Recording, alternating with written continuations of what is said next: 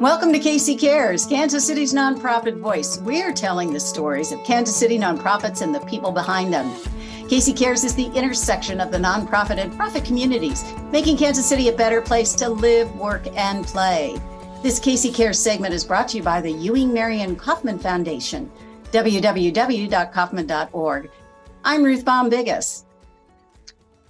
We've heard the big three initials, DEI. Diversity, equity, and inclusion. Those terms get thrown around a lot. So what do they really mean? Why are they important to nonprofits? How should nonprofits address DEI?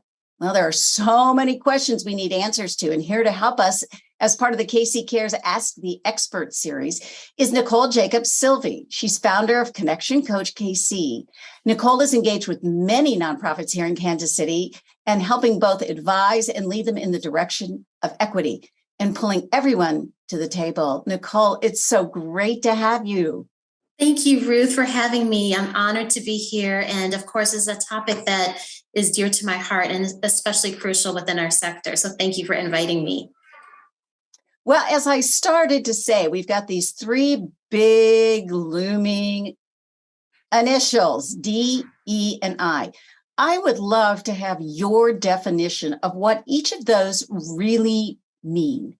Thank you, Ruth. And you're right. People sometimes say it's the alphabet soup, right? And those acronyms, they even are fluid and changing. You may hear DEIB, you may hear DEIJ. And what does that exactly mean? And so the first D is for diversity. And diversity, I share, just simply means representation from a broad spectrum of diverse identities. And so when I say varied identities, that can mean race and culture, that can be religion and age diversity, gender, the variety of ways in which we define different identities and groups within our community. So diversity is the representation of those groups and spaces. So that's diversity. And then E is equity, as we know. And equity means having the opportunity for each member of the population to have access to be successful, whatever it is that they may need. So knowing that we all aren't born, it's not a level playing field when we're born, that we enter this world in different spaces and places based on marginalization, oppression, the different identities and how we show up in spaces. Equity means allowing people to have the access to the resources and tools that they need to be successful. And then inclusion is make sure everyone is involved. Everyone that's in the space. So diversity is showing up, but how are we engaging people in their voices and choices and their perspectives in the spaces that they're in? So that's the simplest ways that I can describe DEI. And oftentimes there is a complex understanding of these terms because they're integrated. If people say, wait, was that diversity? Was that equity? Was that inclusion? The terms flow together because they're kind of a Venn diagram and there's this intersection in this work. And so they often are fluid in their movement. Perfect. I love it. Very digestible, understandable. We're on a level playing field of what those terms are. So I know that DEI became kind of this clarion call again after George Floyd and the summer of unrest, whatever you want to call it, racial justice reawakening. It's been around, though, before then. Can you give us a sense of when this really came into, I would say, both the profit and the nonprofit world? It's been around a little while. Absolutely. It's so hard to pinpoint when these terms started. We have different movements, so to speak. And I loved how you said the reawakening and the unrest that we had in 2020. But we all remark on the civil rights movement. And it's interesting, that's 1960s. And then we think of 1860s was when the Emancipation Proclamation. So you think about these key points in time. But really what I choose to say, because it's hard to pinpoint the date, most of the work that we do as not-for-profits is rooted in overcoming or trying to mitigate the issues that occur as a result of a lack of diversity, equity, and inclusion. The result of stepping in the gaps of communities that don't have the resources or some type of system to success. So when you think about the work that we do, whether it is food deserts, if it's supporting students within schools, often there's marginalized communities that the reason that they have these barriers is rooted in a lack of equity and inclusion. So our work stems from DEI. It actually flows from that work. So when did it really become this buzzword for nonprofits? Another thing to deal with in terms of all the things on the table. I think you remarked on 2020 was that huge catalyst that I feel like there was this saturation point, right? Because there's so many people that I'm mindful when I started doing this work, before I even began my business, there's people who had been doing this work for decades. The terms may change, but the work has always persisted. There's always been gaps and barriers for certain individuals in our community. And because of that, we've had different outcomes. So we know communities of color, specifically the Black community, of which I'm a representative, of course, has not had the same. There were literally systemic laws that provided barriers from either home ownership in certain communities, job access, those type of education access, those type of barriers led to ongoing generational gaps in achievement, not because of that. I love the concept that there's not an academic or an achievement gap. It's more an access gap, an opportunities gap. And I think organizations have been built to fill in those opportunities. So if I think about food deserts, thinking about all of those wonderful organizations that have stepped in that space to provide access to quality nutritional resources for families. That is often happened because people have not had the financial means to access or live in communities that have rich opportunities to have fresh produce. So that is just one example. So it's always been, but it was that catalyst of 2020. So I think what happened in 2020, we've talked about these ideas and they're more theoretical, and to some people, if it hasn't been their direct experience, that video was undeniable. It took what had been our intention and told us that we must take action. And that's really has been the catalyst for my work. I believe the nonprofit sector, which I worked in for 20 years plus, is my home. It's the people I love. It's the work I love. And I heard people all the time talking about wanting to advocate for community. But what we didn't do as intentionally is work with community. So it's that shift in that mindset and that process that was the catalyst to us saying, what voices are missing? Who isn't at the table? Who do we need to engage to further this work in really intentional ways that are impactful? And really, if we're doing our work well, there'll be less need within the not-for-profit sector for some of the missions that we embody. We had the catalyst. We had the wake-up call. People are now paying attention to DEI. Let's talk practicalities now. We're in 2022 and moving closely into the next year. How are we seeing this? Is it being implemented? And if so, how? You have such an interesting question, Ruth, because we knew it was foot on the gas right after 2020, and everyone had these great statements, and there was this dialogue and there was talk, but we know talk has to lead to action to affect change. And what I've seen is not a lack of desire as much as a deer in headlights paralysis of what next. And then we can't fail to factor in not only what's next, but what if I mess up? Because we know things as cancel culture have emerged. There's things in terms of people's reputation, and folks are scared of the risk is high. But what I dare say is even this work that I do all the time, even being on this podcast, even before I think, oh, I hope I don't say something that is wrong or I don't make a mistake. That is real fear, right? When we're talking about things that are this important. But what I tell people is, scared as we are about making a mistake, I'm more fearful of living in a community that lacks the DEI focus that engages community. I'm more concerned about living in a racist or homophobic or any other of those isms community. And that's what drives me forward. So what I've seen in terms of work, getting back to your question, it just depends on the leadership. Most things that I do or had done in the not-for-profit sector was really grassroots. I noticed those direct line people were the ones who are affecting the most change.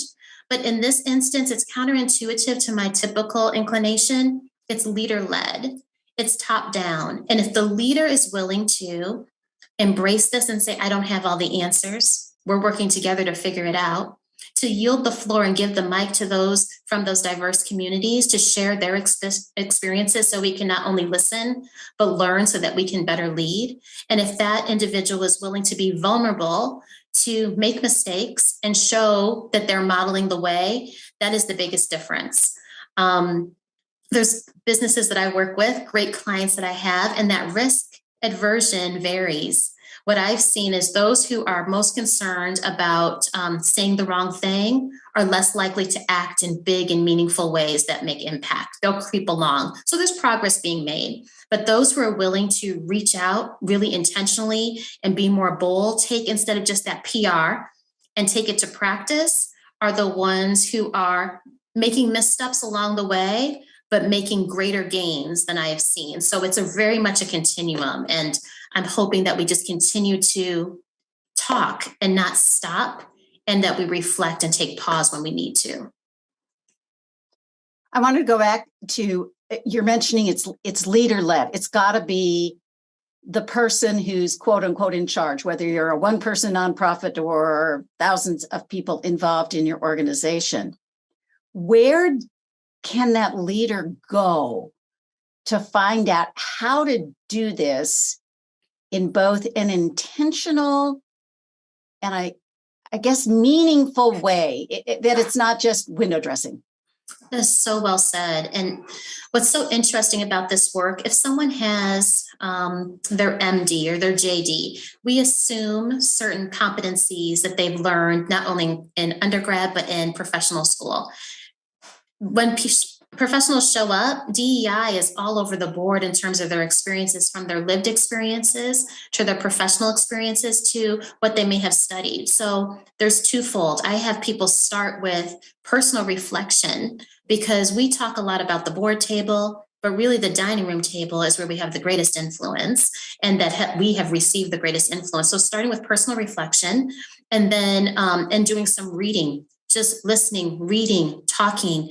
And that seems simple in some ways, but it's very meaningful, because we often don't look internally. And the ways in which we lead in this space comes a lot from our personal views and perspectives, and how we live that out, some implicit and some explicit.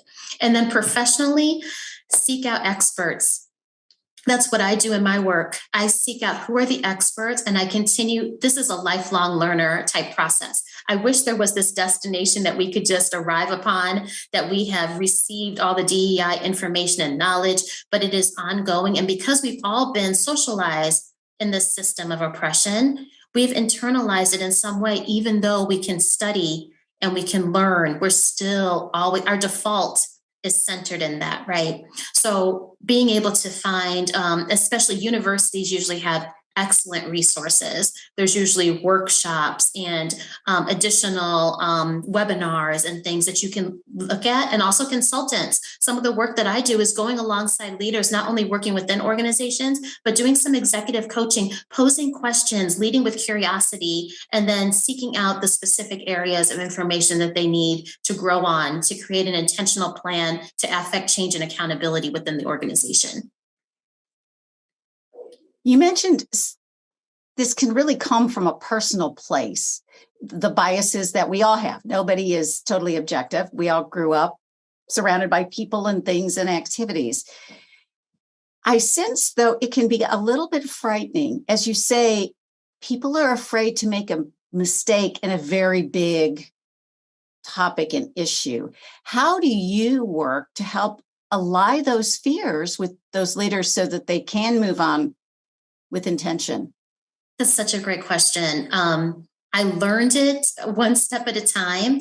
I remember one of my first workshops, why it was the most valuable. Some of those early lessons in my career have really fed and driven me the rest of my time in building my business. And one was when I was with a group of individuals that I think everyone in the space was white, and I was leading, and I was talking about implicit bias.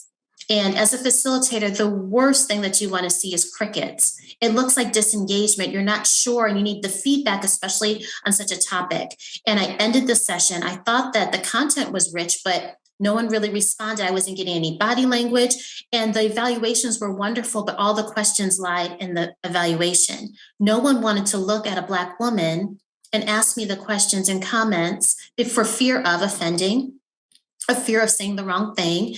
And so I often level set and talk about how none of us are immune from biases. And I usually start with some story. And one that I tell often is, as a mom, I post different little anecdotes on Facebook, as we often do. And I was talking about, and just crying and gnashing of teeth, talking about having to buy my son new uniform pants because he had ripped the 5th pair. And there's only a week or 2 left of school, but I was going to have to buy these pants. So just something seemingly silly, but I did #boymom. And I didn't think a thing of it. And I didn't realize how gendered that was. And people came right at me and said, my girls rip their tights or rip their pants as well. And that was active kid problem, right?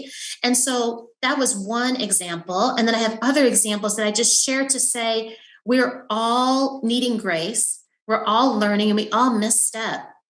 Because my thought at that moment was, boys are the ones who are rambunctious, who are active.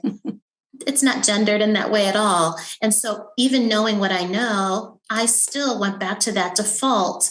And so when I level set and create a space of trust where people say, oh, I can misstep. We don't have to be perfect. Oh, she's leading, and even she's doing this. That allows people to open up in different ways, but it takes time, and not everybody's there. And people have stories where they've had their hands slapped, or they have situations where they felt like they weren't given grace, and they're risk adverse. So those are real fears, but we walk through them and talk at what the core of those are, and what is the possibility and potential if you overcome this fear. What do you stand to gain? And it's always bigger than what we fear.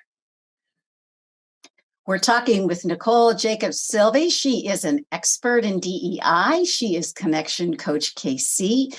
And we're trying to learn all about this space and how to be more impactful, more engaged with DEI in a very sincere, honest way, rather than that window dressing that I alluded to. How do you start? I mean, I could be our audience and have a nonprofit going, well, this is all said and done. I agree. It's great. We need to do it. But how do I start? And how do I do it affordably? That's exactly where I think most organizations are. I don't see a lack of interest or desire. I see the how, what's next, right? And that's that deer in headlights that I talked about.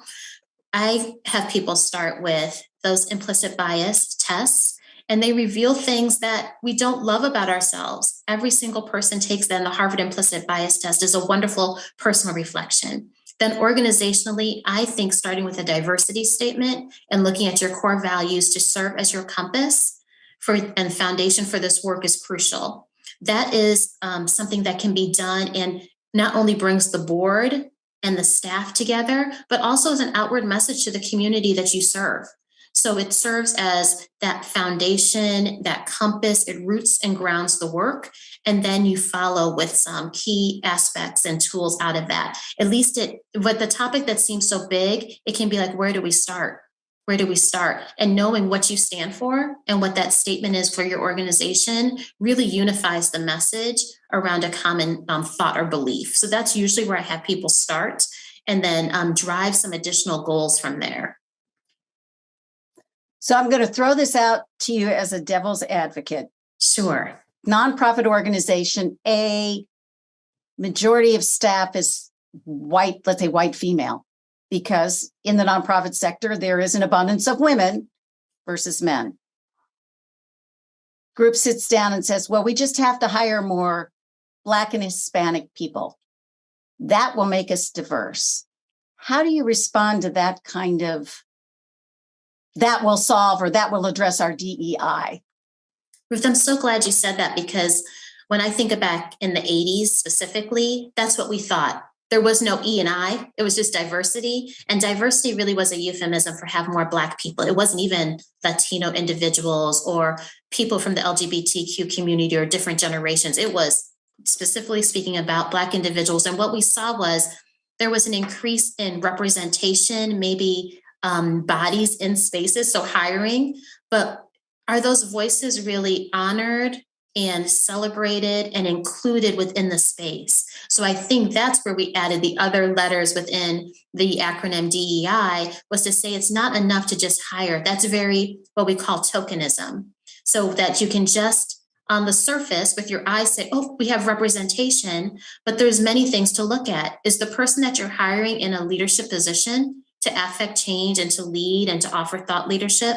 Often what we've seen is those people of color are often at the lower levels of the engagement or in the organizational structure. And so they may not have the same influence. They have opportunities, sure, to move up, people say, but it's not the same. Also, when you have individuals in space that you're hiring just because of their background, that's not looking at the skill set that they bring to the organization as well. It's a combination. And I think that's where those who are in opposition to DEI say, oh, here we go. It's just quotas. Oh, we're hiring this person over someone else. No, it's saying you're hiring someone with the skill set and the abilities, but also bring in different perspectives and different opportunities to building the organization. So I think people who say that are looking at it one-dimensionally, and it's a much more rich and deeper conversation looking at talent acquisition and cultivation. And those terms like right fit can really be a trapping, because right fit is often centered in white, middle-class Christian culture, and anyone who falls outside of that may not look like the right fit based on our affinity bias, liking people who are similar to us. I'm going to jump back to something you said a few minutes ago about the presentation you did, and you got crickets, deer in headlights, no response. Do you have suggestions for us as to how to break that barrier? It's a barrier. It's asking people to be honest and trusting in a work environment. Right. And we know some of the places that we most fear taking a risk is at work, when we think it could jeopardize our career and our promotions and our income, our livelihood. Honestly, what leaders need to do is normalize these conversations. When I had that conversation I spoke about, that was before 2020. I think we've come farther in having these conversations. But at that time, these were individuals who were used to talking about numbers and budget sheets. And all of a sudden, I'm talking about all of these things that we typically don't speak about. I joke with people, but it's joking, but there's some serious nature to this, that we learn two things that we're not supposed to talk about. We're not supposed to talk about, politics and religion. Race isn't even one of the ones we're not supposed to talk about, because it's not even considered as even a possibility. Prior to this, it's so much underground and so thought of as something that we're not supposed to speak about, that it's just not polite, or it's difficult, that we have been socialized to be quiet around these topics. And so to ask people to lean into them is a real shift in mindset, not only risk. So normalizing those conversations at the core of so much of this, and building trust along the way. And modeling, when they see that a leader speaks in these ways and the world doesn't end, or you see, or a leader calls out someone in a celebratory manner for speaking authentically and courageously, that's when people will get the message like, okay, they have permission, because that's what people are seeking, permission to say the things that many people have been thinking for some time and say in the parking lot or and text to their friend, but they're not in a meeting or in the organization outwardly. Give us maybe the top 2 to 3 best resources you could direct folks to as they begin this journey, let's say, or maybe they're even in the journey and they just want to continue to move forward with their own education. I try to think of a variety because there's so many. I love, especially board development. I have taken a real interest in helping to diversify boards by looking at board culture. And so one of my go-tos, of course, is Board Source. They have really built some templates and some materials that are a plug and play, that are really easy to access and to implement. So they're the backbone of much of the work that I do, because we have these conversations and you get to the now what. And they have the tips and tools to do that, specifically looking at a board matrix, so that you don't get to that tokenism, that you're just checking off, oh, I have a person that represents this identity, but what attributes and skills do they bring to the board that match the mission and what we're seeking? So that's one that I really love. I also like all of the books around white fragility, that I think we really can lean into. What I see so much in our sector is very well-meaning.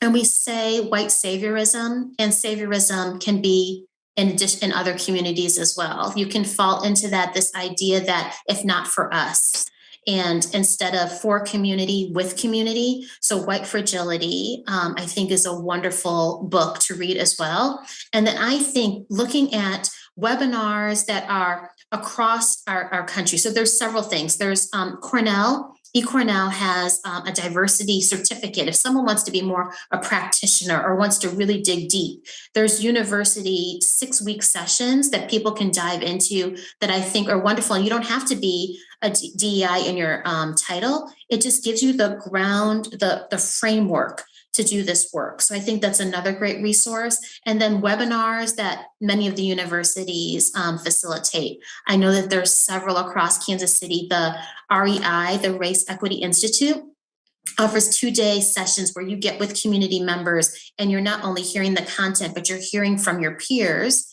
and in an engagement style. And then there's an alumni piece as well. So I think there's several. So certificate all the way to that level, finding ways to support your board.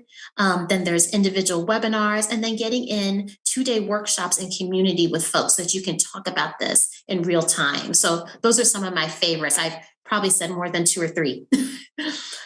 No, that's perfect. That's what our Ask the Expert series is about. We just have a couple of minutes left. I wanted to ask you, are we making improvements? Are we moving the needle forward? You know what? I believe we are. And some days I wonder, I have the same question, because with this work, it can be 3 steps forward and 2 steps back, right? And there's this continuum, and it depends on the spaces that you're in, sometimes the information that you get. But I was just at a meeting this morning and I saw the progress being made in schools, and this group called Belong of parents that want to make sure they had an inclusive environment for the children in their school. That wouldn't have happened even 5-10 years ago. So I see progress being made incrementally. And I see that those voices who had been typically more quiet are leading from the front. And I see leaders taking on this work in ways that they never have before, and being very explicit and intentional so they can take that intention to action and affect change at the systemic level. If folks want to connect with you, what's the best way to reach you if they want to have more conversation about DEI? I would love to connect with people. They can connect with me via email, and my email address is connectioncoachkc@gmail.com. They can also follow me on Facebook at Connection Coach KC, Nicole Jacobs-Silvey. You can see that on there. And then also on Twitter, I'm at Coach_Nicole KC. So you can find me at those spaces as well. And I'm always willing to engage with people on LinkedIn. We're so lucky to have had you. You've shared great knowledge with us and for nonprofits. I think even for profit sector folks to even be thinking about. I don't think your comments are just for the nonprofit. We're so fortunate that you were able to share this. We're moving the needle. People need to be honest and open and feel safe, right? That's right. And trust each other. That's it. That is it. Trust each other and let's move forward together. Thank you, Nicole. It's been great to have a conversation with you. Thank you so much for having me. Such a joy. Thank you. Thank you for joining us for KC Cares, Kansas City's nonprofit voice. We're produced by Charitable Communications, also a nonprofit. This KC Cares segment is brought to you by the Ewing Marion Kaufman Foundation, www.kaufman.org. If you'd like to be a guest on KC Cares or underwriting opportunities to support our work, visit our website, kccaresonline.org. And spread the love. You'll find us on Facebook and Twitter at KC Cares Radio and on Instagram at KC Cares Online. Don't forget, you can catch us Saturday mornings on ESPN 1510 AM and 94.5 FM. That's at 8 AM. Thank you for joining us on KC Cares.